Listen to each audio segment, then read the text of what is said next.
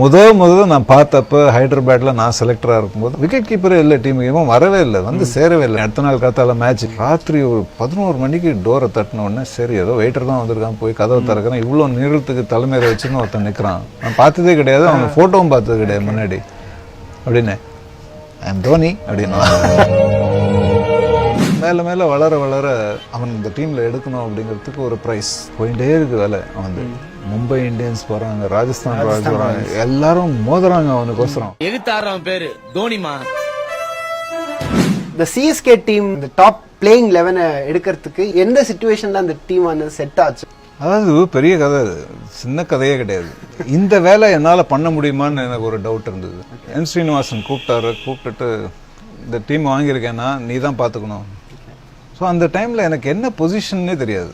அதாவது நீ வந்து ஒரு சிஇஓவா, இல்லைன்னா ஒரு சீஃப் செலக்டரா, இல்லைன்னா ஆப்ரேஷன்ஸ் ஹெட்டா என்ன.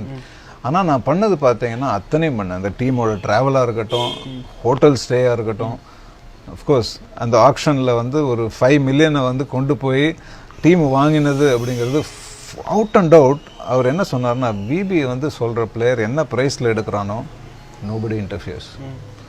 அப்போ ஃபர்ஸ்ட் டைம் அவர்கிட்ட பேசும்போது நீ யாரை முதல்ல எடுப்ப அப்படின்னா நான் சொன்னேன் எனக்கு தோனி. டெஃபினட்டாக நம்ம பொறுத்த வரைக்கும் தமிழ்நாட்டில் வந்து அந்த டைமில் யாரும் ஐகான் இல்லை. ஸோ அஸ்வின் அப்படிங்கிறவர் அதுக்கப்புறம் தான் நம்ம எடுத்தப்புறம் தான் அவர் ஒரு பிளேயர் அப்படிங்கிறது உருவானது. ஸோ அப்படி இருக்கும்போது சரி நான் அவர் வந்து இல்லைப்பா சேவாகெல்லாம் எடுக்கலாமேப்பா அப்படின்னாரு. சேவாக் பெரிய நேம் அப்போ. பட் அந்த டைமில் வந்து நமக்கு ஒரு ஐகான் இல்லை. இப்போ ஒரு மும்பைக்கு வந்து ஒரு டெண்டுல்கர், ஒரு ராகுல் Dravid for Bangalore, VVS Laxman for Hyderabad, Bengal tiger நம்ம தாதா கங்குலி. அப்படி இருக்கும்போது தமிழ்நாடை பொறுத்த வரைக்கும் ஸ்ரீகாந்த் அவங்கெல்லாம் முடிஞ்சு போச்சு, வேற யாருமே இல்லை அப்படிங்கிற சமயம். ஸோ இப்படி தோணித்து ஏன் அப்படி சொல்கிற அப்படின்னு கேட்டார். அவன் ஃபியூச்சர் யூத் ஐகான், அவன் சந்தேகமே கிடையாது. அது என்ன தோணித்தோ எனக்கு தெரில. அவனை முதல்ல நான் பார்த்தப்ப ஹைதராபாத்ல நான் செலக்டராக இருக்கும்போது அவன் ஃபஸ்ட்டு டைம் நான் பார்க்குறேன். விக்கெட் கீப்பரே இல்லை, நம்ம இந்தியா பிளேயிங் அகேன்ஸ்ட் பாகிஸ்தான். அப்போ விக்கெட் கீப்பரே இல்லை, டீமுக்கு இவன் வரவே இல்லை, வந்து சேரவே இல்லை. நானும் உட்காந்துருக்கேன் ராத்திரி 11 மணி, அடுத்த நாள் காத்தால மேட்ச், விக்கெட் கீப்பர் இல்லை டீமில். அவன் ஃபோன் பண்ணி கேட்டாக்கா அவன் எங்கே இருக்கானே தெரியாதுங்கிறாங்க. ராத்திரி ஒரு 11 மணிக்கு டோரை தட்டின உடனே சரி ஏதோ வெயிட்டர் தான் வந்திருக்கான், போய் கதவை திறக்கிறேன். இவ்வளோ நிறுவனத்துக்கு தலைமையில வச்சுன்னு ஒருத்தன் நிற்கிறான். நான் பார்த்ததே கிடையாது, அவங்க ஃபோட்டோவும் பார்த்தது கிடையாது முன்னாடி. அப்படின்னு ஐ எம் தோனி அப்படின்னா கூலாக சொன்னாடி. 11 மணிக்கா ஐ எம் ஹியர் அப்படின்னா அவ்வளோதான். அப்புறம் மேலே மேலே வளர வளர அவன் இந்த டீமில் எடுக்கணும் அப்படிங்கிறதுக்கு ஒரு ப்ரைஸ் தேவைப்பட்டது. அந்த ப்ரைஸ் எல்லாம் ஒர்க் அவுட் பண்ணோம். அது நிறைய கதை ஓடிட்டே இருக்கும். இவ்வளோதான் நான் வந்து கொடுப்பேன், அவனுக்கு இதுக்கு மேலே கொடுக்க மாட்டேன்லாம் சொல்லி ஒரு பிளான் போட்டு வச்சுருந்தேன். 1.1 மில்லியனுக்கு மேலே போச்சுன்னா எடுக்க முடியாது மிச்ச பிளேயர்ஸ்லாம் அப்படிங்கிறது. போயிட்டே இருக்கு வேலை. அவன் மும்பை இந்தியன்ஸ் போகிறாங்க, ராஜஸ்தான் ராயல்ஸ் போகிறாங்க, எல்லாரும் மோதுறாங்க அவனுக்கோசரம்.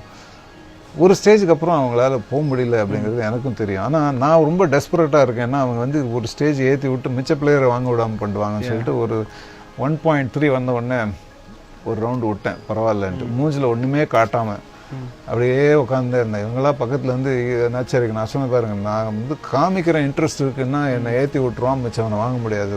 என்ன வேலைக்கு வரான், நான் 1.7 வரைக்கும் நான் நம்பர்ஸ் போட்டு வச்சுருக்கேன் அவனுக்கு. அதனால நீங்கள் கொஞ்சம் குவைட்டாக இருங்க. 1.5 வந்தது. ஒரு தடவை கூப்பிட்டான், 2 தடவை கூப்பிட்டான், 1.5. Third time I put my hand up and said 1.5.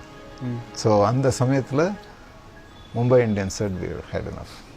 So Dhoni வந்தாச்சு. அப்புறம் மிச்சம் பிளேயர்ஸ்லாம் எடுக்கணும். மேத்யூ ஹேடன் எடுத்தோம், முத்தையா முரளிதரன் எடுத்தோம். அஃப்கோர்ஸ் லோக்கல் டேலண்ட்டும் இருந்தது. அப்போ தமிழ்நாடு பொறுத்த வரைக்கும் ஒரு பத்ரிநாத் வாஸ் தேர். யாருமே எதிர்பார்க்கல ஒரு பத்ரிநாத் வந்து T20 கிரிக்கெட்டா அப்படின்னு நிறைய பேர் என்னை வந்து கலாட்டாலாம் பண்ணாங்க. நீங்களாம் அவனை பார்த்தது இல்லை, நான் பார்த்துருக்கேன். What an extraordinary fielder. அதுவும் அந்த டீமுக்கு ஒரு கரெக்டான சமயத்துக்கு ஒரு 20 ரன் தேவை, 30 ரன் தேவை அப்படிங்கிறத போய் அடிச்சு கொடுப்பான்.